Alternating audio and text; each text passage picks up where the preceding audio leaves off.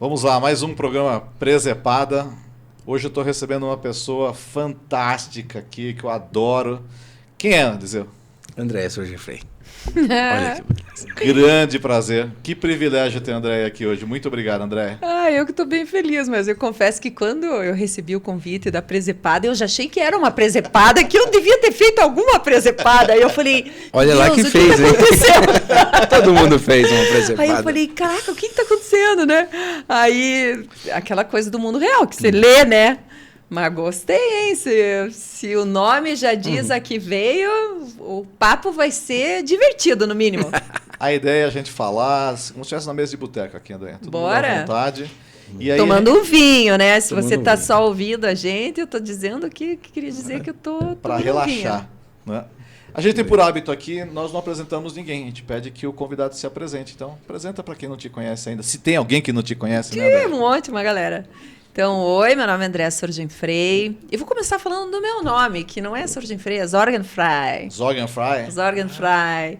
E para quem não manja do alemão, assim como eu, porque eu só sei do meu sobrenome Eu mesmo. pensei que Porque era de japonês, resto, nem pensei que era alemão. o meu sobrenome fala muito de mim, né? Só que não.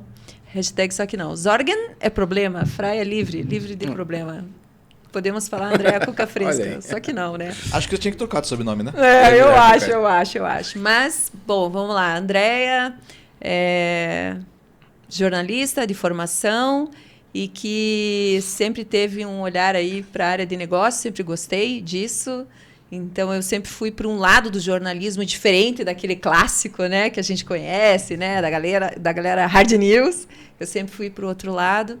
Então, trabalhei aí em várias frentes, mas o que mais me marca a minha trajetória, e com muito orgulho, que eu trabalhei 28 anos no grupo GRP Com, e fiz muita coisa legal, e um grupo liderado ali, né, por empresários também, que eu admiro muito, e que me deram a oportunidade de desenvolver muita coisa.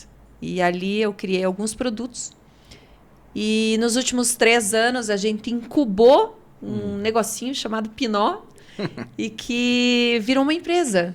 E que daí mudou a minha vida também, né? Então mudou a minha vida de CLT para empreendedora. Então a Pinó virou uma empresa, a Festival Bom Gourmet também virou uma empresa. E a gente está aí nessa grande dinâmica e loucura que é empreender. Então, quando eu tenho 53 anos, e eu estava já numa fase da minha vida começando a pensar na minha aposentadoria, e daí eu falei, esse negócio já está muito acomodado. Vamos, então, desenhar a aposentadoria empreendendo. E aí estou bem feliz com essa etapa da minha vida e fazendo aí bastante coisa relacionada à gastronomia. Hoje a Pinó, grande parte dela, da fortaleza dela, está na gastronomia. Temos braços bem fortes ali na inovação, que é falar desse ecossistema aí, desse mundo, né, de inovação, de startups e empreendedorismo também, está muito na veia da inovação. Então, estamos aí, fazendo algumas empreitadas. Talvez muitas pessoas não conheçam ainda o nome Pinó, mas com certeza conhecem o nome Bom Gourmet. Né? Exato, Bom Gourmet faz parte da Pinó. A Pinó é uma palavra inventada, né, mas que surge da spin-off. Né? Então, a gente tirou umas letrinhas aí, brincou com a palavra, porque nós saímos, né? Nós somos um pedaço que era da Gazeta do Povo. É um modelo, a spin-off é uma característica do modelo industrial, né? Quando um produto sai ali da linha de produção e ganha uma linha própria, uma vida própria. Esse é o conceito básico da spin-off. E por isso a gente usou essa analogia e essa brincadeira com a palavra para criar a Pinó, que agrega aí todos os produtos. Um deles é o Bom Gourmet, que é uma marca que tem 32 anos. Desses 32 anos, eu posso falar uma coisa também, que assim, eu acompanhei um pedaço da trajetória da Andréa, e mesmo que enquanto jornalista, fazendo edições especiais, ela sempre teve esse tino de ver além do que o jornalista, porque nas redações o jornalista está acostumado a ver a questão jornalística e cria um um vale entre o jornalismo e o comercial. São raras, são 4, 5 cabeças que viram esse elo entre a informação, a fidelidade, o jornalismo e um elo comercial. São poucas pessoas que fizeram isso no Paraná, né? E talvez nenhuma com o brilhantismo que você conseguiu fazer esse crossfade aí de... A gente costuma falar cruzar dentro das redações que é a diferença de igreja e Estado, né? E eu acho que a gente tem que respeitar a característica da igreja e do Estado dentro dessa relação, que seria o quê? O conteúdo e o comercial.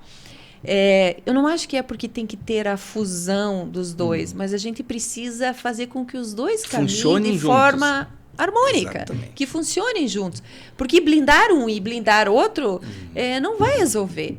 Né? Então, assim, claro, a gente tem que entender a característica de cada um, mas a gente precisa fazer com que eles se olhem, se vejam e encontrem caminho juntos, né? E aí, como a minha fortaleza sempre foi, trabalhei na área política, trabalhei na área de esportes, inclusive, né? Fui editora executiva do Esportes da Gazeta do Povo. Então, foi divertido. Peguei aí Olimpíada, peguei Copa, foi bem, bem legal. Mas eu sempre tive uma característica muito forte ali na área de negócios e no soft news. E daí, por isso, muito que eu entrei na área de gastronomia, olhando pelo viés do soft news, e daí a gente acaba entendendo, mergulhando, e dentro desse setor a gente faz aí as duas vertentes, né? Olhando para aquilo que a gente chama da cultura gastronômica, mas olhando também para o negócio de gastronomia. Então, a gente cria, inclusive, produtos específicos para isso, que daí é o Food Co, e que trabalha super em dobradinha com o Bom Gourmet, né? Eu quero falar com a Andréia hoje sobre alguns temas, né? Movimente, Destino Curitiba, Circuito de Inverno. Mas antes eu queria dar um depoimento, Eliseu. Alguns anos atrás eu tinha uma outra assessoria e a gente não tinha uma grande proximidade com o Bom Gourmet. E eu falava, não, mas eu queria me aproximar daquele pessoal. Se eles são referência na cidade, né? Eu queria me aproximar. Não, essa assessoria falava, não. A Andréia nunca vai querer falar com o seu estabelecimento, né? A Andréia tem, não. Colocaram a Andréia num pedestal como se ela fosse uma pessoa intocável, né? E eu falei, não, eu já tenho, né? Aí compramos lá um serviço de vocês qualquer e eu falei pro comercial na época, né? Falei, eu queria conhecer essa tal de Andréia aí. Todo mundo diz dela. Olimpa. Eu queria conhecer essa. Ai, que triste isso. Né? E ela falou, não, vou marcar uma reunião com a Andréia é super gente boa, né? E até que a reunião acontecia, um belo dia eu entrei no Instagram e eu mandei uma mensagem para ela. Falei, escuta, eu sou do restaurante tal, assim, assim, assado, né? Sou seu cliente, eu queria te conhecer. Você ela falou, como mortal? Tá bom, vamos marcar. E marcamos, eu não sei se você se lembra disso, né? Lembro. E foi uma grata surpresa, porque a Andréia é uma pessoa super acessível, é uma pessoa que tem um perfil empreendedor absurdo, assim. Sempre quando eu sento para conversar com a Andréia, as conversas são sempre muito boas, e a gente sempre cria uns 3 negócios a mais na nossa cabeça, porque os dois são serial, né? Empreendedores seriais. Só falta tempo para nós, o resto tá tudo bem. Toda vez que a gente vai conversar, a gente cria a solução para boa parte dos problemas da gastronomia, né? Então, assim, eu queria te parabenizar, assim, desde o início, pela pessoa que você é, pela toda a tua capacidade empreendedora, né? É muito bom, muito bom. Foi muito bom te conhecer. É uma das pessoas que eu conheço há pouco tempo, a gente estava falando sobre isso, né? Mas que é muito bacana a troca. A troca é sempre muito boa com a Andréia, né? Sim. Vamos falar um pouquinho de Movimente? Vamos. Movimente, né? Conta para quem não sabe ainda o que é o Movimente. O movimento surgiu de uma necessidade de se olhar de forma colegiada, integrada para a gastronomia, né? E não é a primeira vez que se faz isso, né? É importante se dizer, lá atrás, tem quase 10 anos, existiu já essa intenção de juntar forças para olhar para a gastronomia de forma integrada e gerar valor. Mas o que voltou por N situações, inclusive assim, sendo bem prática e objetiva do porquê que caiu, quem liderava esse movimento era o governo. Né? Porque assim, todo grupo tem que ter uma liderança, né? E por N circunstância, o governo liderou, e quando muda governo, muda secretário, muda não sei o quê, mudam-se os interesses, né? E a coisa acaba morrendo. E foi o que aconteceu lá atrás com o movimento. Mas esse que agora, que tá ativo, que nós estamos falando já de quase 2 anos desse trabalho, ele surgiu pela provocação que existiu do título da cidade inovadora, Curitiba como cidade inovadora. E daí a gente falou, nossa, foi muito rápido o que aconteceu. Essa movimentação, essa articulação de vários agentes para receber esse título de cidade inovadora. E isso é importante. É importante para a cidade, é importante para se definir valor, para se colocar facilmente uma chancela que carrega N outras coisas. Então, você pode até questionar se não é, se, enfim, né, o que tem por trás disso, mas você ganha uma referência. Títulos ganham essa referência. E daí, quando, uma vez conversando com o Guzzi, que é secretário de abastecimento da prefeitura, e a Tati Turra, né, que é do turismo, a gente falou, nós vamos ficar olhando aí para a inovação e a gente pode ir mais para Curitiba. Quando que a gente vai colocar Curitiba cidade gastronômica? Vamos trabalhar para isso. E daí ali restabeleceu essa provocação. E aí a gente fez uma reunião com vários agentes. Então, a gente colocou iniciativa, grandes instituições. Então, veio a prefeitura de novo fortemente, mas veio também instituições representativas de classe.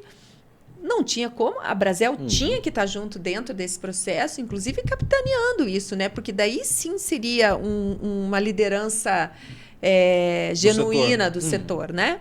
E todos os outros trabalhariam para. Daí veio o Sebrae, veio o Senac, FEComércio, e a gente junto também, entendendo que o nosso papel era um papel importante ali de construção da narrativa da gastronomia. E convidamos várias empresas bem representativas, né, do setor e figuras, assim, né, chefes de gastronomia, né, relacionados a isso e tudo mais. E começou-se um trabalho. Então, na época, foi contratado, né, pelo Sebrae Inovativa, que fez esse trabalho bem braçal, consultivo, para desenhar onde nós queríamos estar com a gastronomia de Curitiba. Então, se eu pudesse dizer o que é o Movimento, é um trabalho, é um grupo, né, pessoas que estão trabalhando fortemente para identificar qual é a identidade da gastronomia e conseguir se falar de forma colegiada, conseguir se falar de forma unificada quais são os nossos atributos, quais são os nossos valores. Então, assim, o que é? Quando alguém perguntar, por exemplo, o que é a gastronomia de Curitiba, você consiga falar com propriedade e autoridade quais são os nossos atributos. Esse foi o grande estímulo, né, daquilo que a gente queria fazer, sabe? Inicialmente essa ideia começou com você e com a Tati, né? Acho que depois talvez a Patrícia veio, isso, né? Isso, estávamos nós 3. O que eu acho muito interessante do Movimento, né? Eu participei de algumas reuniões, em algum momento o Movimento estava num momento difícil de vamos continuar, não vamos, né?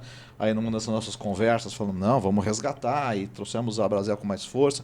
Mas o que eu acho mais interessante do Movimento, e o próprio nome já traz uma analogia, até foi uma das nossas discussões dos grupos de trabalho, qual seria o nome desse movimento, é que ele é um movimento da sociedade civil organizada. Isso. Né? 100% voluntariada. Exatamente, é um trabalho assim, de pessoas que dedicam o seu tempo a pensar a gastronomia do Paraná. Né? E isso é um dos melhores exemplos de como a sociedade pode, de fato, trazer mudanças, como a sociedade pode trazer inovação, como a sociedade pode mudar muitas coisas. O movimento, para mim, no fundo, ele representa isso. E quiçá, se a gente tivesse movimentos como o Movimento, na educação, exatamente, em vários outros segmentos, talvez nós tivéssemos uma sociedade, um país, uma cidade, um estado melhor. Né? E eu acho que tem 2 pontos importantes do que você colocou aqui.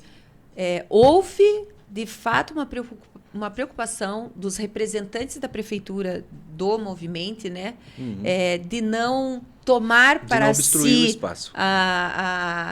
A responsabilidade, digamos assim, única, não do seu papel, mas eu digo como eles liderando, assim, né, para que não ficasse um projeto, um movimento engessado, né? Porque, e de uma gestão.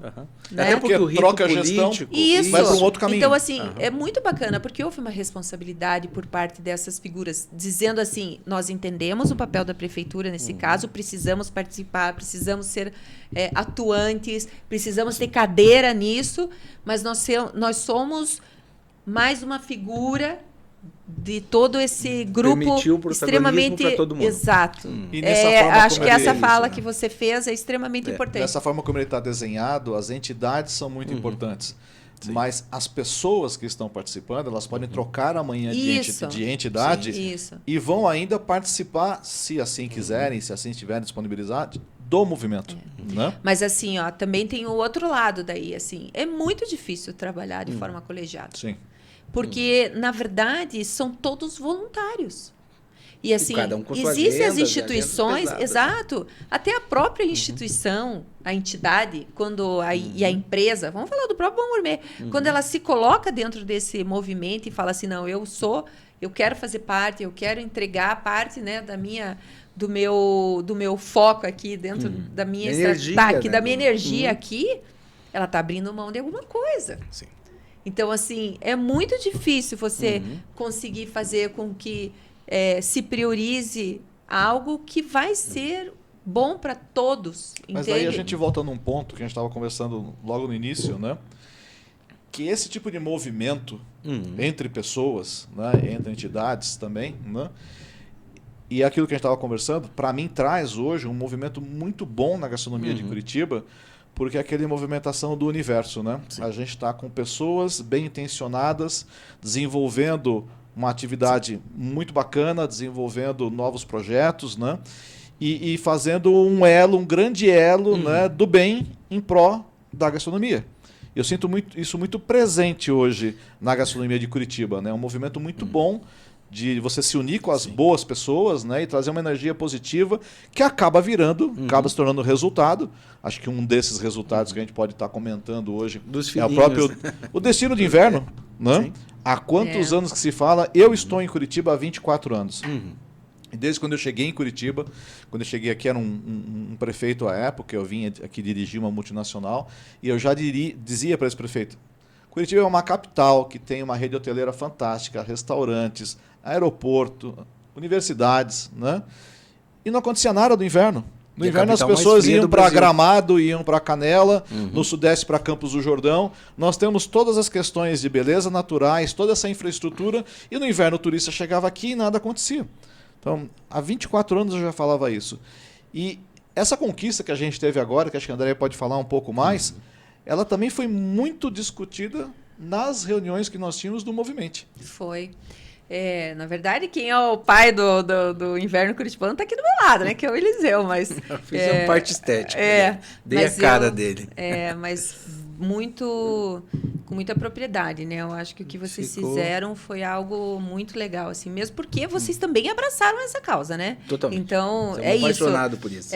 Abraçaram causa, porque no final do negócio é isso. São pessoas que estão doando parte do seu tempo, Sim, da sim. sua energia, para poder fazer essas coisas acontecerem. Então, sim, começou lá nas nossas discussões lá do Movimento, essa grande necessidade de materializar esse desejo comum que existia de fazer o inverno.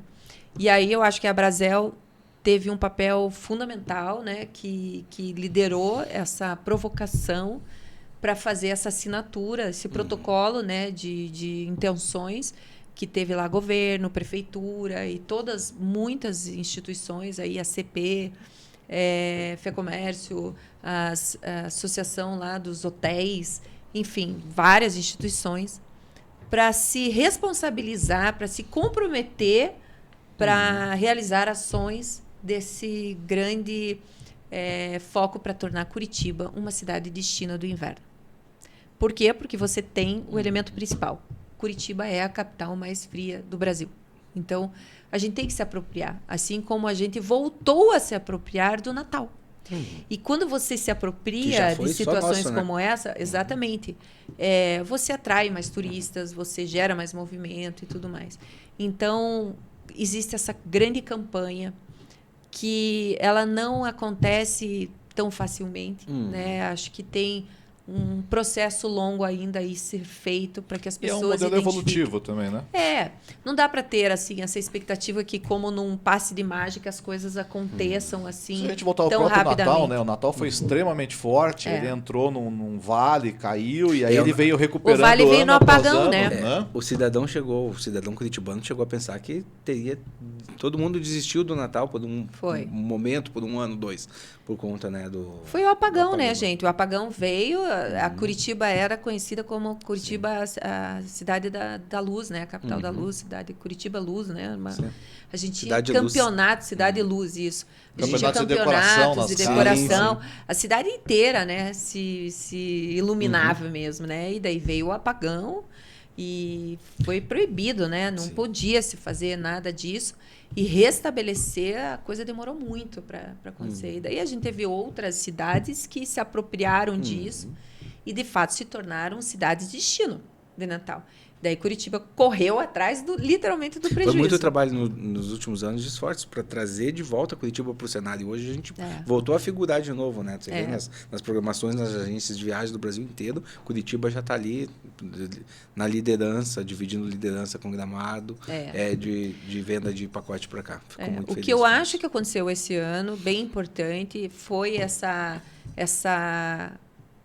história a ser contada de que Curitiba é a capital mais fria. Vamos assumir, tudo bem que nós estamos aqui em junho, todo mundo de roupa mais fresca, né?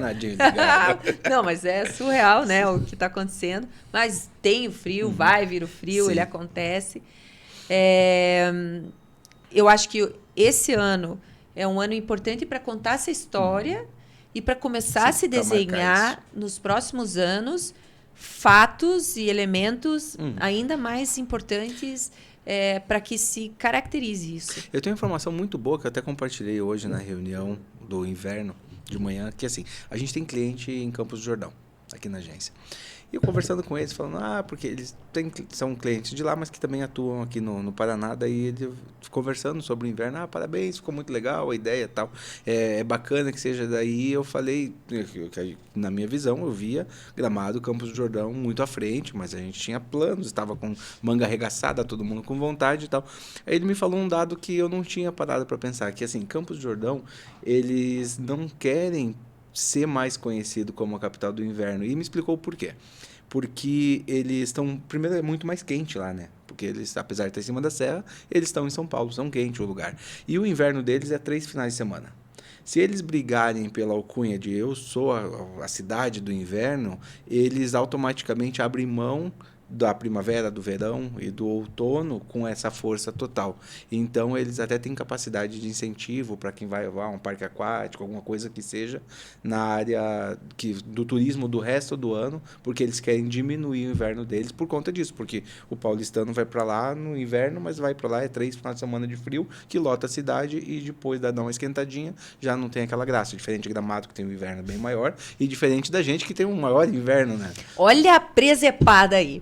O cara que tem a alcunha do inverno não quer ter porque está prejudicando o negócio dele. Faz muito sentido isso que você falou. Ele quer o ano todo. Claro, faz muito perto sentido. Mas foi o que Gramado fez. Gramado agora tem o Natal, tem o inverno, tem a Páscoa. A Páscoa fica muito forte. Então eles foram desenvolvendo novos produtos a partir disso. Gente, mas Campos do Jordão, para mim, é inverno. Mas pra gente abre um mar... Pra mim também, que tô aqui. Mas pra eles que estão lá, o comerciante... Eles eu até me coloco no lugar do comerciante. Eles têm que ir no contrário, né? Mas o comerciante que tá lá abrindo o ano inteiro, imagina se o cara passa o ano inteiro falando, eu sou do inverno. Imagina quando começa a esquentar de setembro pra frente, até lá por maio, abril, esse cara vai ter mais dificuldades. Porque a pessoa vai subir a serra, mas é inverno, agora o destino é praia. Então, eles estão nessa É a armadilha do dinâmica. sucesso, né? É a armadilha do sucesso. Mas olha que interessante, ó, a gente já teve a conquista aí do Natal.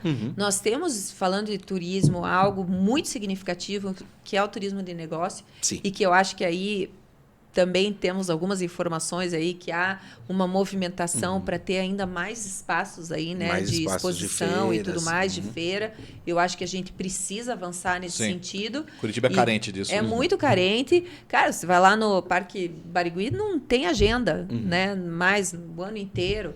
E se você for olhar em termos de estrutura, a gente precisava, né, de espaços aí mais flexíveis, assim, poucos, né? Exato. Nós temos 4, 5 grandes espaços. Então, assim, tem espaço para isso, mesmo porque a gente está crescendo nessa área.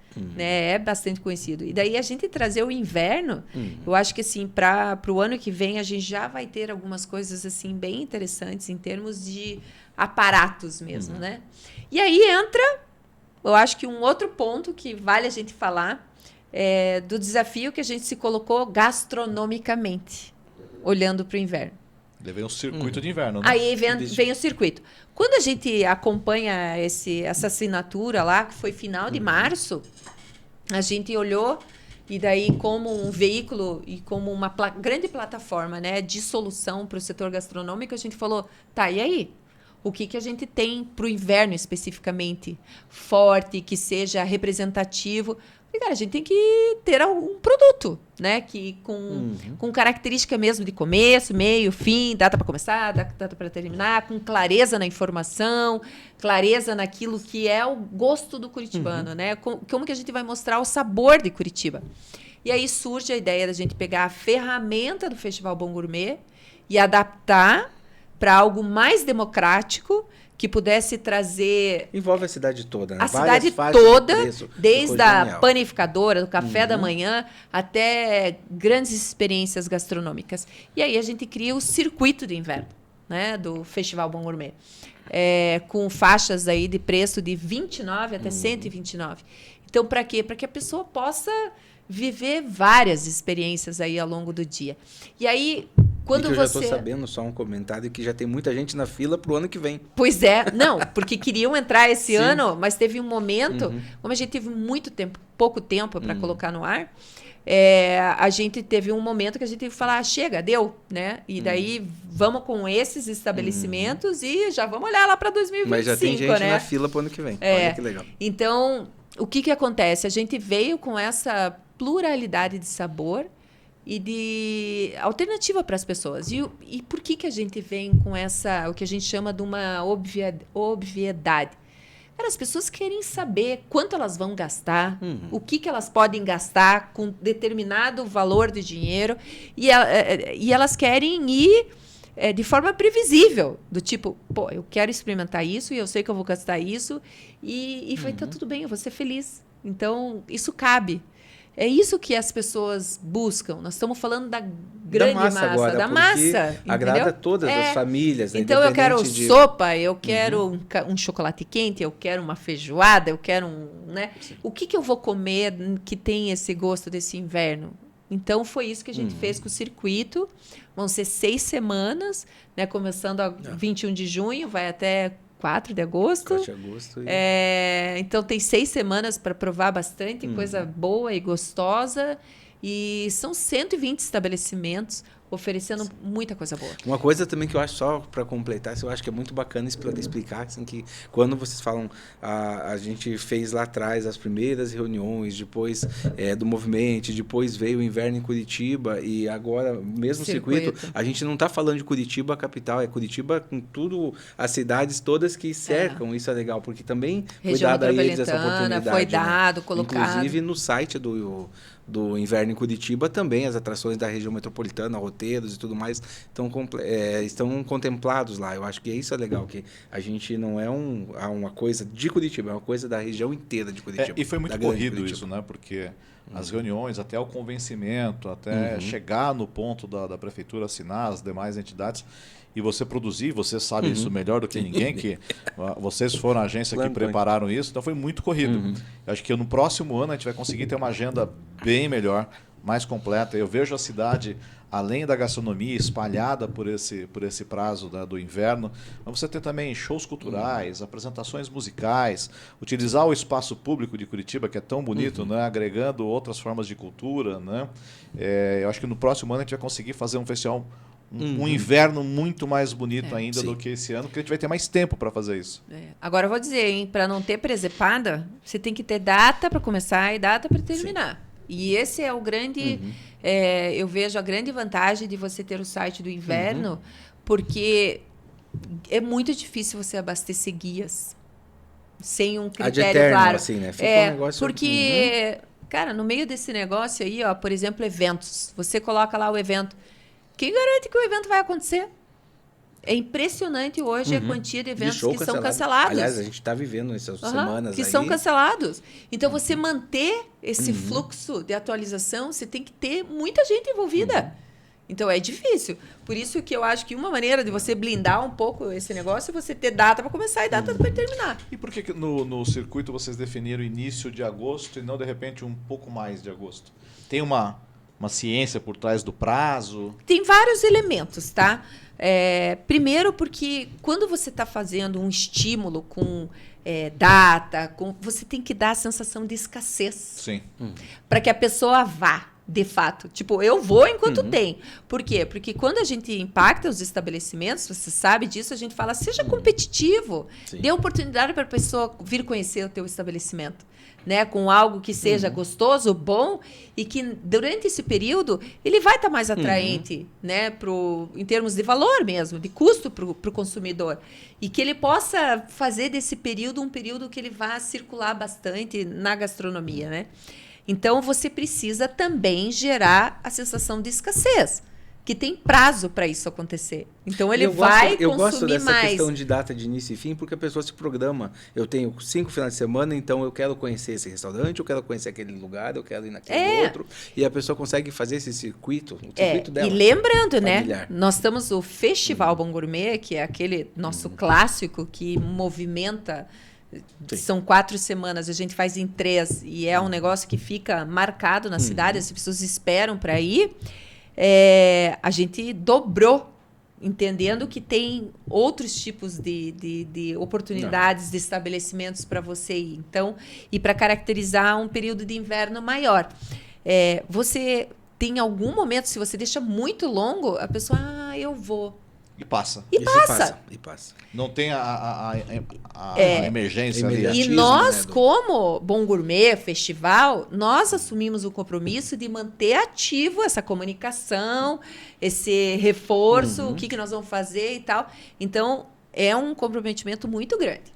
Agora, eu acho que o circuito ele pode agregar muito, não só pela questão do inverno, de trazer novidades para o turista que vem de fora, né, de poder ser um incentivo a conhecer determinadas casas, mas vocês têm o grande evento, que é o grande festival, em março e em outubro, né, se eu não estiver errado. É isso. E você tendo o circuito no meio, quase que você mantém o segmento da gastronomia ativo aquecido. A todo momento. E tem um outro elemento, que daí o porquê que nós colocamos 5 de agosto também. Primeiro, para caracterizar o ápice do inverno, né? Que é o grande período do inverno ali, por essa questão da escassez, que a gente tem que ter um período de fazer com que as pessoas realmente vivam isso, e porque logo na sequência a gente tem um outro fator que a gente também movimenta muito a gastronomia, que é o Prêmio Bom Gourmet. Então, final de agosto, daí a gente entra ali com o resultado do Prêmio Bom Gourmet. E aí ele se torna um novo guia. Por quê? Porque a partir daquele momento as pessoas também querem curadoria, querem saber e tal. E esse ano, em especial, a gente entra com uma característica do resultado do prêmio, que ele vai se tornar um guia permanente para que as pessoas façam consulta. Fala mais pra gente, quais são as novidades do... Solta um spotzinho pra nós. Então, é uma reformulação toda do site para que a gente possa tornar o prêmio, porque as pessoas, volto a falar de tudo que a gente estuda, vê, as pessoas precisam e querem curadoria. Onde eu vou? Onde que eu vou fazer? Então, nós vamos trabalhar quase como se fosse uma Netflix da gastronomia. Porque hoje, assim, ó, a gente tem, e não é demérito algum ao que eu vou falar agora, a gente tem as figuras, as pessoas que são influenciadoras da gastronomia, né? Mas até pela característica que essas pessoas trabalham, que é muito pautada em rede social, é muito um tiro único, assim, né? Então... hoje nós vamos falar... Tem um pico que é significativo. Mas já na sequência entra uma nova indicação e assim vai, né? Em relação a isso. Você é muito complexo e a gente que está bastante tempo nessa área, a gente sabe de como que você mantém um leque de empresas, de indicações que fazem parte e que você possa trabalhar recorrentemente isso. Então, esse era o nosso grande desejo com o Prêmio Bom Gourmet, que a gente pudesse criar uma plataforma, que a gente pudesse estimular as pessoas ao longo do ano a consumir aqueles produtos que foram referenciados por uma população que são bons. Eu até vou dizer uma coisa. Então vai que, ser assim, vai ser o Netflix. com os clientes da agência, a gente sempre fala assim, ó, você ganhou o prêmio, você merece, você tem que trabalhar ele o ano todo. Mas infelizmente tem pessoas, tem empresas que são menores, que às vezes não tem agência, não tem alguém para cuidar do marketing. É o próprio dono que vai lá e posta. Ele acaba que ele se emociona, motiva muito, publica o prêmio e daí depois na correria de comprar, pagar o gás, comprar o tomate, ele esquece de trabalhar o prêmio durante o resto do ano. E como vocês vão trabalhar esse prêmio para ele durante o ano. Então, isso é muito legal. A gente vai ter um período que a gente chama, entre aspas, sabático, que é o período quando no ano seguinte começam as indicações. Aí a gente para de trabalhar, porque a gente não pode interferir na escolha. Mas o que a gente quer? Que as pessoas identifiquem, as empresas identifiquem e vejam e falam, opa, peraí, esse negócio está funcionando, vou fazer a minha parte aqui, vou trabalhar, e que comece a ser algo realmente impactante, né? Então, algumas medidas que a gente tomou esse ano foi para a gente parar com os grandes números, e sim os números significativos. Então, a gente foi para o quali e não tanto para o quanti. O que significa isso na prática? A gente colocou indicações e votos, uma indicação e um voto por CPF e ainda cruzando com o login social. Isso evita uma série de coisas. A gente sempre teve o olhar para evitar robô, porque a gente fazia checagem manual, assim, visual, falando, não, isso aqui não pode e tal. A gente eliminava votos quando a gente via assim, qualquer identificação. Porém, a gente não eliminava uma situação que era válida, porque o próprio sistema permitia. Podia votar quantas vezes? Eu posso estar aqui, Coloca o a equipe Eliseu, toda do restaurante para votar o dia todo. todos os funcionários, vamos todo mundo votar aqui o tempo inteiro. Não é válido? Naquele modelo era válido. Mas é o que a gente quer? Não. Não reflete na realidade. realidade. Não reflete a realidade. Então, a gente prefere trabalhar com números menores, porém números reais. Essa de é a Andréia, pessoas, indivíduos. reavaliando e crescendo o tempo todo. E assim, eu falo assim, não tem problema nenhum a gente olhar e falar, precisa recuar, precisa ajustar, vamos fazer. Sim. Porque a gente tem que olhar e falar, cara, vamos aprender, né? Vamos melhorar, vamos. E como o momento que a gente está hoje, de ser uma empresa, que aí é a mudança que a gente diz assim, que vira a chave, né? Cara, eu quero muito que esse negócio dê certo. E para você fazer esse negócio dar certo, você tem que olhar lá na raiz do troço. E tem que pensar fora da caixinha. Tem que pensar e falar assim, esse é o preço que eu vou pagar para poder ter um bom produto, com bom resultado, com boa referência, com credibilidade. Então nós vamos encarar. E acho que o Bom Gourmet, nesse segmento da curadoria, do conjunto de trazer o site, de fazer os eventos, eu não conheço uma outra empresa que faça isso com um leque tão grande assim, né? A gente faz, mas sempre a gente é muito crítico, assim, sabe? Com a gente, o tempo inteiro a gente olha, faz. Eu vou contar bastidor, né? Que vocês gostam lá, meu Deus, eu tô de olho no horário. A gente tem uma característica no Prêmio Bom Gourmet, que é o Comitê do Bom Gourmet, que são aquelas categorias, assim, que é para quem vive o setor e que precisa dar a cara, porque a pessoa se expõe também, de dizer, eu votei em tal situação, mas por conta disso, disso, daquilo. Que são coisas que o grande público, o consumidor, muitas vezes não vê, não enxerga. E que a gente quer mostrar para ele também o que está acontecendo e valorizar. Então, a gente tem um grupo, que são várias pessoas assim que vivem dessa gastronomia. E a gente sempre convida, forma, e assim, sério, pena que não dá para gravar essa reunião, porque é uma reunião de quebra-pau. A gente quebra o pau mesmo. E eu sempre falo pro meu time ali, que às vezes quem tá chegando, digamos que é meio assustado, assim, né? Nossa, tipo, eu falei, o dia que a gente não tiver isso, a gente tá fazendo alguma coisa errada. Virou blasé. Não é um chá de café. Não estamos fazendo certo. tem que ter briga. E a briga é pelo setor, pelo, sabe? Não, isso tá bom, não tá. Mas por que você tá indicando tal coisa? Não concordo. E daí começa o debate, começa o embate. É muito rico o que acontece ali. Só que esse ano, em especial, a gente fez algo ainda mais crítico. A gente reuniu o comitê para falar sobre as categorias que eles votariam. Se aquilo fazia sentido. Legal. E a gente falou, você vai vir aqui pro dia da reunião com o teu racional. Então, trate de pensar, porque o bicho vai pegar. E já vem com argumento também, né? E eu vou Pra dizer... defender esse seus reflexo, nomes, né? isso. E eu vou dizer que foi uma reunião, olha só, foi uma reunião para falar sobre as categorias, se iria ou não iria, o que ficou faltando. Cara, a gente olhou todo, a gente apresentou o prêmio inteiro. E eles sabatinaram. E eu falei, Jesus, se essa reunião aqui já representa o que vai vir a próxima, vamos se preparar, porque o embate vai ser bom. Gente, foi um negócio extraordinário. Agora, você tocou num ponto sobre a questão dos influenciadores, né? Uma empresa amiga nossa, né, recentemente fez uma pesquisa bem importante, junto com o Data Senso. A gente até recebeu o professor Cláudio aqui há pouco tempo, né? E nessa pesquisa, uma coisa que apareceu, uma das perguntas era qual era o meio que, eventualmente, né, as pessoas se utilizavam para descobrir de um novo estabelecimento, né, ou que influenciava a escolha delas por um novo estabelecimento. E a questão dos influenciadores apareceu tipo em 5º lugar. O primeiro foi indicação familiar e de amigos. O segundo foi o Google, né? No dia a dia a gente também percebe um pouco disso, né? De fato, a influência desse tipo de trabalho, dessas pessoas caindo, né, um pouco. Lógico, depende muito do influenciador, né? Sim.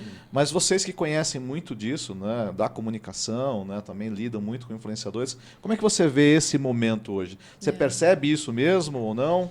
Eu acho que é o ciclo, né? Normal. A gente viveu o grande boom dos influenciadores. O que é a questão do influenciador?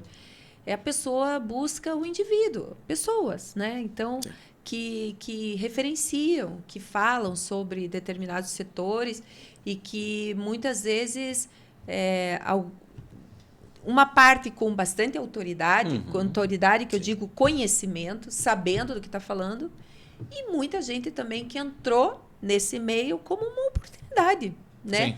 Sim. De uma profissão. De vivenciar e tal, e muitas vezes não sabendo muito bem o que estava falando. E até acho que esses da oportunidade, inclusive, atrapalham aqueles que têm aqueles que falam com notoriedade para falar. Mas né? assim, gente, como qualquer mercado. Como qualquer mercado. O mercado se autorregula, né? Ele se autorregula. Espaço. Então, assim, se a gente for olhar na gastronomia, entrou muita gente na gastronomia sabendo cozinhar muito bem, entrou muita gente na gastronomia que entrou por sabe, assim, que eu percebo, eu acho que é normal. Eu percebo que de alguns eu acho que assim, eles estão se qualificando, muitos deles, tem vários que falam, eu não recebo, não aceito receber, quase se ofende se você oferecer, fulano quer pagar, não, eu trabalho, vou lá, avalio, e se eu não gostar, vou falar que eu não gostei. Acho que isso é uma coisa legal. Tem outros fazendo um grupo privado, que agora você consegue ser assinante do WhatsApp. E no grupo privado, o cara dá a opinião dele 100%. Eu acho assim que deu essa mudada, mas teve muita gente que entrou nesse boom por simples técnicas de SEO, né? Aí, de repente, o cara era um bom cinegrafista, uma boa locutora, e aprendeu a fazer um vídeo de um jeito que vendia, que engajava naquele momento, principalmente na explosão do TikTok, o Instagram entregando rios à torta direito para tentar combater. E eu acho que entrou muita gente nesse bolo. E tá tudo bem, né? Mas eu acho que eles estão evoluindo agora. Muita gente está evoluindo para exato. E como qualquer melhor. Setor, existe um determinado momento que vai separando o joio do trigo. Não, e boas pessoas que influenciam positivamente, né, as outras pessoas, elas se estabelecem. Agora, a única coisa que eu vejo, mesmo para essas boas pessoas, assim, um grande desafio, mas aí é o grande desafio da comunicação como um todo, é tratar esse mundo dos algoritmos, assim, né, que muda o tempo inteiro. Então, assim, às vezes você vê as pessoas, assim, além de estar preocupada em oferecer um bom conteúdo, tem que oferecer um conteúdo que o algoritmo dizer assim, faça funcionar. Me curte, me compartilha, que, pô, daí você olha e fala, caramba, a pessoa tá ali quase, né, naquele trabalho árduo. Só que essa é a realidade. E Hoje é surreal o que acontece E hoje para no o mundo das redes empresário do sociais. outro lado, há uma dificuldade imensa também, né? Porque daí você está desenvolvendo o seu plano de marketing, vocês devem viver muito isso na agência, né? Eu invisto aonde? Com quem? Com que frequência? De que forma? Porque isso muda todo dia, né? Sabe que tem um aspecto que eu sempre falo muito importante, assim, né? A gente viveu o grande boom do lead. Eu quero esse lead, eu quero esse lead, eu quero esse lead. Foi assim que as startups viraram unicórnios, né? Crescendo gigantescamente. O funil de vendas e toda essa trajetória e tal. E isso Funil foi o que pirata. ditou a regra no mundo, né, da comunicação durante muito tempo. E daí foi esquecido uma coisa extremamente importante para o sucesso das empresas, que se chama branding. As empresas pararam de trabalhar suas marcas. E o que é trabalhar marca? É trabalhar o valor delas. Que histórias elas têm para contar? Elas simplesmente foram como uma empresa de varejo. Elas se tornaram empresas de varejo. Esqueceram Eu tenho institucional, né, por o muito produto tempo. X, portanto, na segunda e é o melhor. Sim. Esqueceram de contar uma história. Esqueceram de contar valores do que existem por trás da história. E é um pouco do pura e modismo simplesmente- do mercado, né? Porque Claro. até pouco tempo atrás, a grande moda era o storytelling, né? Então, toda pessoa de marketing ia desenvolver um trabalho e falar, você Isso. tem que ter um storytelling, né? Agora o storytelling ficou para trás. Né? Mas mesmo exatamente, esse storytelling era para assim, foi quase do tipo, me dá essa base aqui, mas é que eu quero ali o lead. Esse storytelling é só para agência. Sim, Eu sim. quero fazer a venda. E daí, assim, entra muito do empresário, assim, eu tô vendendo, eu vou investir, mas quanto isso vai reverter? E esse reverter, ele precisa ser recorrente. Sim. As pessoas esqueceram dessa recorrência. Porque, assim, hoje eu posso não querer comer ou consumir produto X, mas amanhã também. Então, eu preciso estar, de várias formas, estar conversando com esse meu consumidor. Agora, na questão comportamental, isso era uma outra coisa que a gente falou também com o professor Cláudio, né? Eu vejo que em alguns momentos é cíclico isso, né? Por exemplo, se a gente voltar nos anos 2000, ano 2000 era o boom do CRM, o boom dos programas de fidelidade, né? Então você tinha todo tipo de pontuação que você queria Cuponagem de fidelizar tudo o que é tipo, cliente com É cupons, isso. com pontos. E em determinado momento foi caindo meio que em desuso, morrendo, né? E eu vejo isso voltando agora, né? A questão da pontuação, a questão do cashback, né? A gente vai percebendo que é cíclico, cíclico. né? Eu trabalhei numa grande multinacional e a gente fala sempre back to base, né? Assim, voltar a fazer o básico e sempre agregando alguma diferenciação que se adeque com o momento. Porque o básico, é o que você está falando, trabalhar a marca é uma das primeiras coisas que tem que fazer, é o básico, né? E as pessoas vão se esquecendo disso porque vem um novo modismo, Sim, né? Mas é sempre back to base. É trabalhar o básico e ir se agregando, né, mais conteúdo, mais conhecimento ou mais inovação naquele novo momento, né? Precisando da mudança de hábito do consumidor. Eu li um estudo do Sebastian, espanhol lá, que é pensador do marketing, ele falou assim, nós não éramos tão globalizados quanto pensamos. Que dizendo isso, que a gente, de repente, as marcas todas pensaram, o mundo abriu, eu posso vender para o mundo inteiro, e começou a criar estratégias, todo mundo começou a tentar vender para o mundo inteiro. E muitas empresas quebraram porque esqueceram do cliente que estava no Existem portão. várias discussões hoje em relação à globalização, né? Porque foi isso, eu tenho uma empresa aqui, só que toda a minha produção está na China, está na Índia, né? Até o momento que eu tenho um problema qualquer, eu não posso mais produzir. A gente viveu isso com a guerra da Ucrânia, né? Onde nós deixamos de ter fábricas de fertilizantes aqui, porque se comprava o insumo lá, e agora eu não posso ter mais o insumo, né? Então, várias questões no mundo começaram a repensar a questão da globalização. O mundo está passando por isso hoje. E a Europa sempre foi muito resistente, principalmente na questão da gastronomia, né? Eles sempre estão pensando e focados na comunidade local, no entorno. Isso aí dava Isso um programa à parte, um podcast à parte, hein? Eu e Marcelo aqui, a gente tem. Esse é um assunto que a gente já conversou sobre isso, né? Sim, sim. Cara, isso Mas dá um podcast à parte. só colocando uma Não dá pimentinha na questão da Europa, né? E trazendo para a nossa questão aqui. A gente está falando de Natal em Curitiba, de inverno em Curitiba, mas na verdade tudo que você está tentando fazer com isso é ter ações que tragam o turista, porque o turismo é uma indústria limpa, o turismo é uma indústria que traz muita receita e é uma indústria de bem-estar, né? Você normalmente, quando você está viajando, você está no momento de lazer, uma de felicidade, ou não, até no momento de lazer profissional, né? Mas onde você vai conhecer a cultura de um novo país, um novo povo, de uma nova cidade. A gastronomia é muito importante porque ela reflete a cultura de um povo, né? E é o cartão de visita, eu acho. De Exatamente. Gasta-se mais. Você está mais susceptível a fazer isso, né? Então, assim, outros países, em especial a Europa, é uma escola para isso, né? A França é um dos países mais visitados do mundo, se não for o primeiro, com 84 milhões de turistas, né? Eu tenho o exemplo de Portugal, que tem 10 milhões de habitantes e recebeu 31 milhões de turistas no ano passado. 3 vezes a população, né? O Brasil tem 250 milhões, dependendo da estatística, né, de habitantes, e a gente recebeu turistas de fora, estrangeiros, 6 milhões. Com um país que tem, né, uma beleza natural imensa, né, toda uma costa absurda, o interior, a montanha. O país na gastronomia, né, isso era um outro tema que dá um programa inteiro só se a gente falar de gastronomia do Brasil, porque nós somos um continente em termos de gastronomia. Nossa gastronomia eu diria, talvez seja uma das mais ricas do mundo, pela sua amplitude e diversidade, né? Mas falta muito para a gente trabalhar em trazer esse turista. Você vai em Buenos Aires, a Recoleta lá, vai no cemitério, é um ponto turístico, né? E nós temos aqui muitas vezes, atrações, não só em Curitiba, mas em outros lugares do Brasil, que passam desapercebidos pelo turista. Então, enquanto não cair essa ficha, né? Eu até acho que o governo do estado aqui, junto com a prefeitura, estão fazendo um belo trabalho atualmente nessa visão de mudar o turismo, mas enquanto não for uma visão de macro, país, nacional, macro, né? E foi o que aconteceu, por exemplo, Portugal em 2009 quebrou, né? E ele escolheu três marcos para sair do troll da economia, e o turismo foi o segundo. E o turismo hoje dependendo do indicador que você olhar, ou o primeiro ou o segundo no ranking de arrecadação, de geração de empregos, né? E a gente precisa ver isso enquanto país.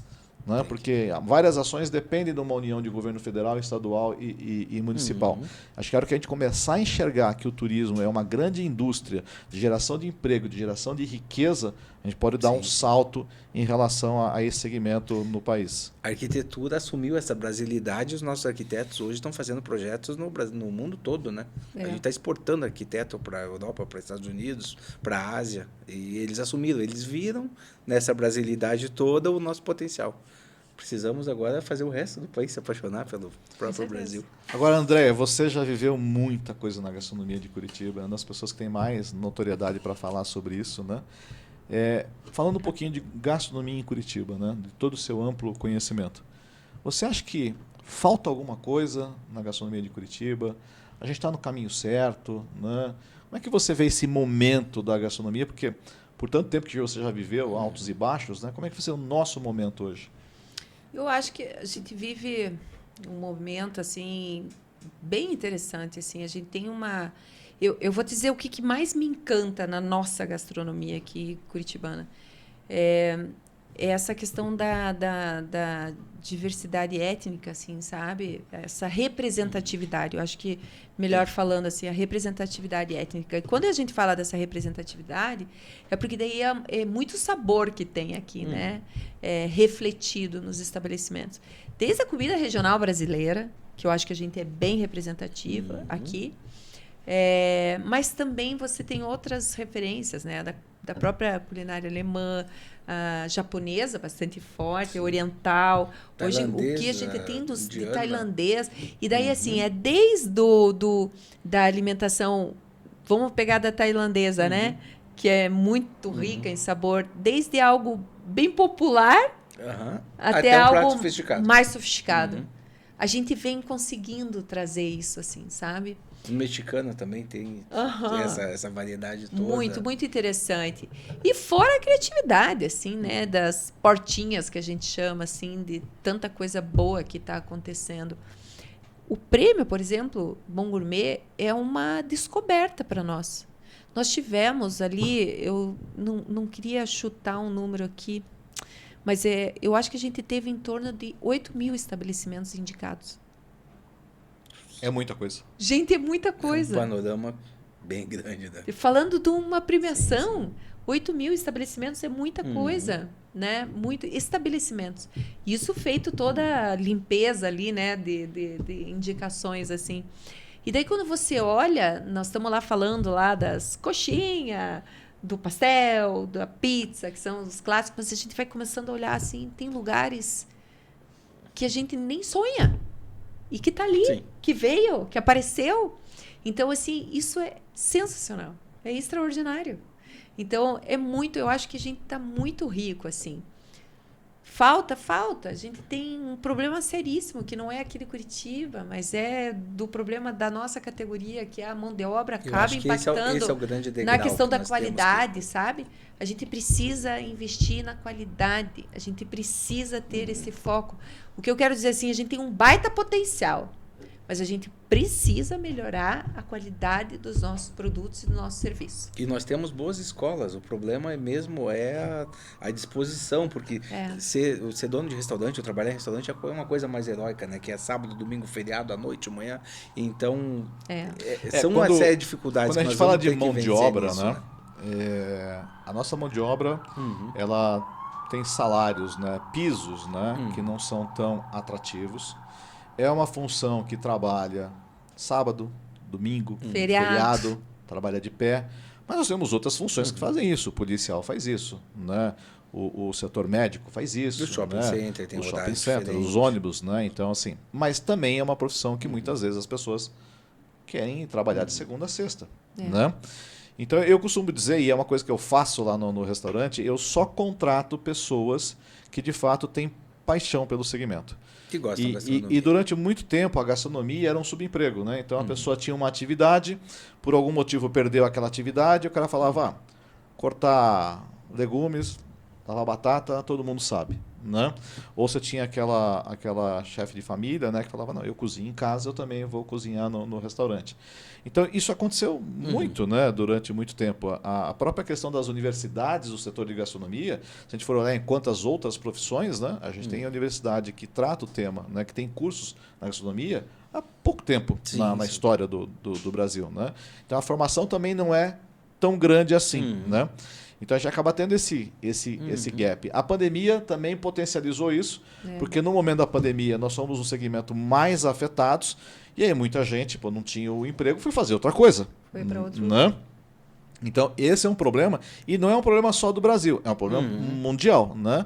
Para quem esteve na feira de Chicago no ano passado, eles trouxeram os números dos Estados Unidos, é uma falta absurda de profissionais. A hotelaria tem vários A Europa segmentos, vive esse mesmo problema, porque daí eu vou colocar uma questão pontual, que eu já perguntei isso para algumas pessoas, né?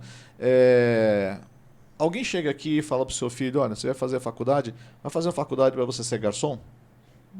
Não, porque sabe da dificuldade, né, que vai ser aquela profissão. Os programas de gastronomia nos últimos anos, né, até trouxeram uma nova visão. Glamour. Né? Novo, não só o glamour, trouxeram o glamour, que por um lado é bom e por outro lado é ruim, mas trouxeram uma nova visão do segmento. Né?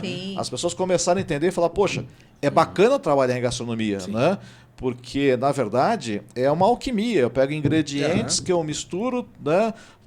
Coloco uma técnica de cocção e eu te entrego um prato. Para quem gosta da gastronomia, é uma satisfação. Você está ali na boquetinha, ou está no salão, e a pessoa provar o teu prato e vir aquele ar de felicidade para ela. Ou ela chegar para a pessoa da frente e falar, nossa, isso aqui está muito bom. Né? Então, a pessoa tem que gostar. Então, a gente trabalha com momentos de prazer. E isso é bom. Não é toda a profissão que trabalha com momento de prazer. As pessoas também precisam entender isso. O glamour, em certa forma, atrapalha um pouco, porque é igual o jogador de futebol, né? Quantos Messis existem? Assim, quantos chefes de cozinha premiadíssimos no mundo vão existir? É a mesma coisa. Tem uma peneira que é difícil, mas né? ele traz mais gente para ter esse olhar, né? Eu vejo nas escolas de gastronomia os meninos, as meninas novas lá com a tatuagem, de carne, uma tatuagem. Acho que isso é muito legal de olhar e falar assim, ó, o cara tá no início da profissão, mas já tá no coração dele, na essência dele, que é isso que ele quer. Eu tenho mais duas perguntas para Eu André. não sei, eu vou discordar um pouco de você aqui hoje, para tatuar um negocinho ali, não é tão... Mas tem muita gente, você vai nas escolas de gastronomia, geral tatuado com gastronomia. Para fechar sobre o Prêmio Bom Gourmet, né? O prêmio agora está numa fase de análise, né, da indicação prévia, e a partir de 1º de julho começa novamente a votação? Começa, porque daí o que a gente faz, né? A gente abre para as indicações, agora a gente vê as mais indicadas, né? Então, a gente já está nessa fase final, assim. Inclusive, eu demorei um pouquinho para vir, porque faltava... Dá uma vontade de perguntar, né? Depois, fora do ar, vamos perguntar para ela, ver se ela fala. Faltava algumas ali e tal, que a gente precisa... A gente faz muita checagem, né? Então, para ver se o estabelecimento que apareceu ali condiz com aquela categoria, se está representando de fato. E quando a gente fala isso, não é que a gente vai interferir no voto, a gente quer ver se... Tá adequado mesmo. Às vezes assim, o consumidor né? tem uma experiência diferente por um prato diferente que ele fez em um mês e acha, isso aqui é japonês porque tinha um prato asiático lá e de repente o restaurante é outra coisa. E a gente prioriza na questão do bom gourmet, existe essa regra que é onde as pessoas vão comer, é alimentação fora do lar. Então, assim, a gente precisa ver se de repente não entrou alguma categoria que seja só de retirada e tal. Para isso, a gente tem outras categorias, né? O próprio delivery e tudo mais. Então, isso a gente precisa checar para ver se de fato e tal. Então, um outro exemplo, uma casa de massa, se de fato ela faz a massa, entende? Se ela não é alguém que está só numa revenda. Enfim, são detalhes assim que a gente toma um cuidado para ver se está, de fato, alinhado com a proposta daquilo que a gente tem. Então, hoje Deve dar um trabalho isso. Eu saí de lá e vim para cá para a gente conversar. A gente bateu a última ali, né? Para ver, então, ok. Agora, com tantos anos de prêmios, né? Assim, e aí eu vou puxar para a nossa pergunta final, que é sempre a presepada, né? Você já deve ter vivido muitas saias justas do cara que não ganhou e queria ganhar. Faz parte, né? Porque a gente acaba conhecendo muita gente. E daí, assim, o que acontece às vezes, né? Você tem muitos amigos, assim, né? E você vê teus amigos, às vezes, não ganhando.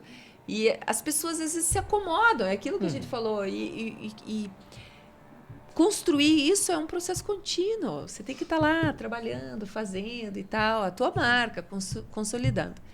E daí, às vezes, você vê e outras... A gente fura bolha, gente. Isso é saudável, é importante também. Então, uma vez, uma pessoa que é bem representativa do setor, bem assim, há muitos anos, ela chegou para mim, como que pode aquela pizzaria X não ganhar porque ela é a melhor? Eu falei, ganhou essa que eu nunca ouvi falar. Eu falei, então. Cara, você já imaginou se o Prêmio Bom Gourmet fosse feito para todo ano entregar um prêmio pro fulano? Isso já aconteceu em algumas categorias. Tanto que a figura virou ao concurso.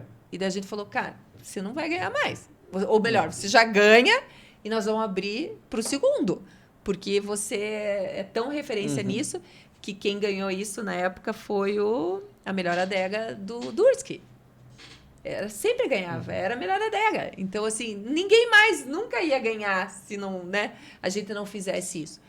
E, assim, o mundo é bacana por conta disso, assim, né? Porque você abre e descobre coisas novas, assim. E o mundo não gira em determinados bairros da cidade só, né? Principalmente aqueles mais centrais e onde o fervo está acontecendo. Sim. Existe muita vida em outros bairros, gente. Muita. E vida rica, vida com bons sabores. Então, vamos celebrar esses bons sabores e vamos furar a bolha daquilo que a gente acha que é só ali do centro, né, da região do Batel, e que é maravilhoso, é onde concentra os grandes, né, nomes, mas existem muitas outras coisas boas também, né? Mas eu tenho que declarar que uma que me doeu o coração, que aconteceu no Prêmio Bom Gourmet, a gente tinha uma categoria do melhor, o quê? Torresmo. Porque a Andréia aqui é a doida do torresmo. Eu até imagino a escolha. E aí eu falei, gente, não que eu queira legislar em causa própria, mas vamos eleger o melhor torresmo aí da cidade, né? Porque eu quero ter um roteiro de torresmo para eu poder ir comer. E um determinado estabelecimento foi indicado, do qual eu amava, adorava, eu conhecia, e para mim era um torresmo maravilhoso. Qual não é a minha surpresa que ele vira e fala assim, não quero ser indicado. E como que a gente faz? A gente entra em contato com todos os estabelecimentos para falar, você é indicado, né? E vai participar e tal de uma votação. Eu não posso trabalhar com uma marca de outra pessoa Que não dizendo quer. assim que não queira. Então a gente faz um registro de aceite. Olha, eu aceito. Isso, ele não quis. E eu adorava, e eu ia muito lá, e eu falava, você tá de sacanagem comigo. E eu conheci o dono, e eu, né, eu falei, como assim você não vai participar dele? Deixe eu aqui no meu boteco bem quietinho, fazendo aqui meu torresminho, eu já tenho a quantidade certa que eu faço. Na Você vai quarta, fazer um prêmio, vai vir na mais quinta, gente, vai dar trabalho. na sexta. Aí você quer me colocar no Bom Gourmet, e daí para eu ter trabalho a mais, me deixe quieto aqui. Eu falei, tá bom. Daí ele falou, continua fazendo teu torresmo. Sério, gente, foi doído pra mim, assim, né? Porque eu achei que eu tava botando um bolão. Quando eu vi que ele foi indicado, eu falei, nossa, tem tudo a ver, é o meu, assim, que eu curto. Não quero.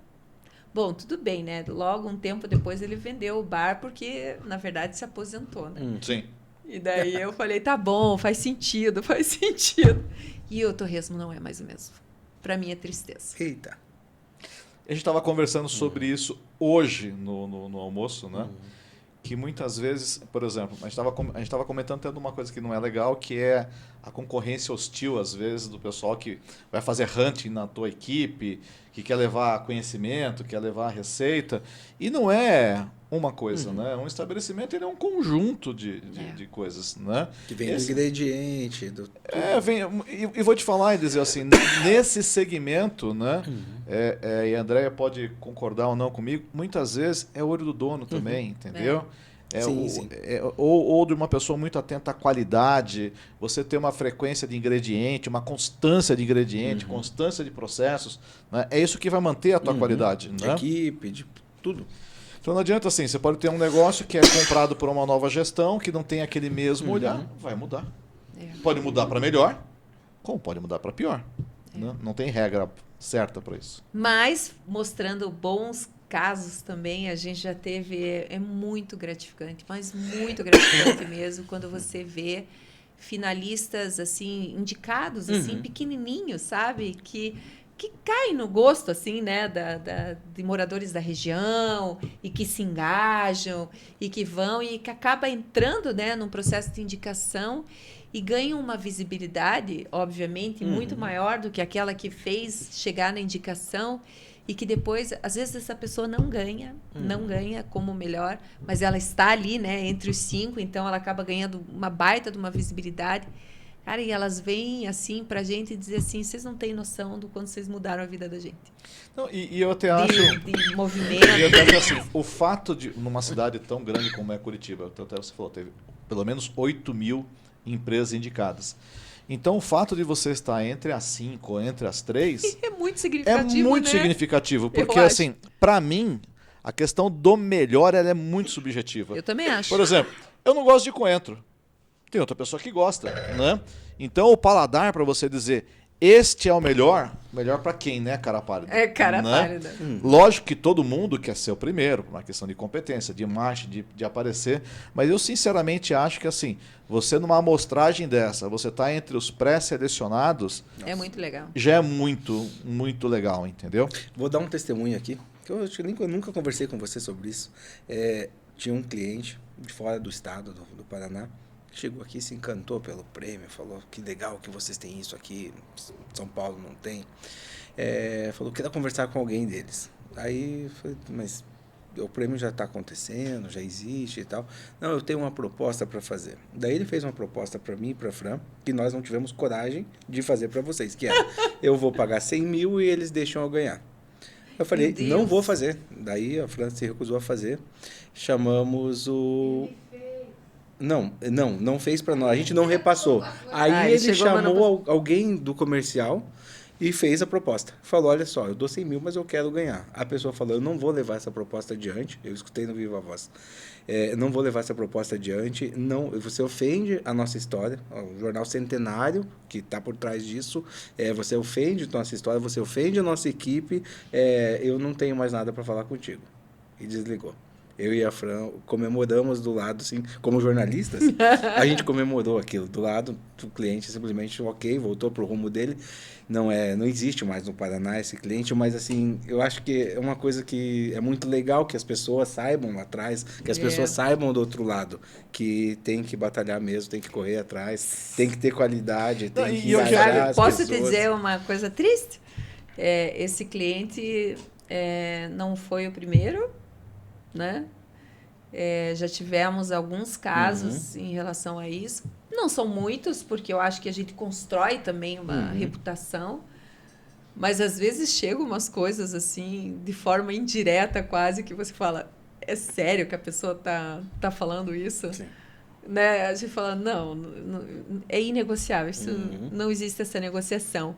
E nós tivemos um caso no ano passado que foi tão surreal, que um ser entrou em contato via Instagram com todos os indicados e falou assim, olha, eu vou fazer um trabalho para você de robô aqui, porque eu tenho como fazer e tal, e você não precisa me pagar nada, tá? Mas eu vou te dizer um negócio, se você ganhar, você me paga R$500, porque eu vou fazer e tal. Daí você fala, gente, que parte que as pessoas não entenderam, que ele falou para todo mundo e que alguém ia ganhar, certo? Alguém ia ganhar. Então, assim, como é que faz um negócio desse? Não, vamos aqui fazer, eu consigo. E, sei lá, será R$500, R$5.000, eu não sei o quê. Mas, gente, é surreal você O que eu acho que o mais imaginar. importante que você colocou é isso, assim. E acho que isso vale para toda a premiação, né? É uma construção que você faz ao longo da sua história. Sim. Em que, em algum momento, ela pode ser agraciada e reconhecida. Ponto. Agora, não dá para... Putz, eu não faço nada... E aí, lançou o prêmio. Agora eu vou trabalhar em 15 dias. Esquece. Não, Esquece. Se você não tem produto, não tem uma história, né? Não criou essa história, não é em 15 dias que você vai recuperar 10, 15, Não. 5 anos. Né? Isso é inevitável. Mas assim, papo muito bom. Andréia, assim, Falamos a gente pra caramba, agradece. né? Rende a noite toda. A gente agradece muito. Um grande prazer pra gente ter você aqui. Eu adorei. Sim. Ganhamos o dia hoje, né, Eliseu? Genial. Só Bom tenho a te demais. agradecer. Né? Eu adorei, foi super gostoso o papo, o modelo de vocês, sucesso aí com a presepada.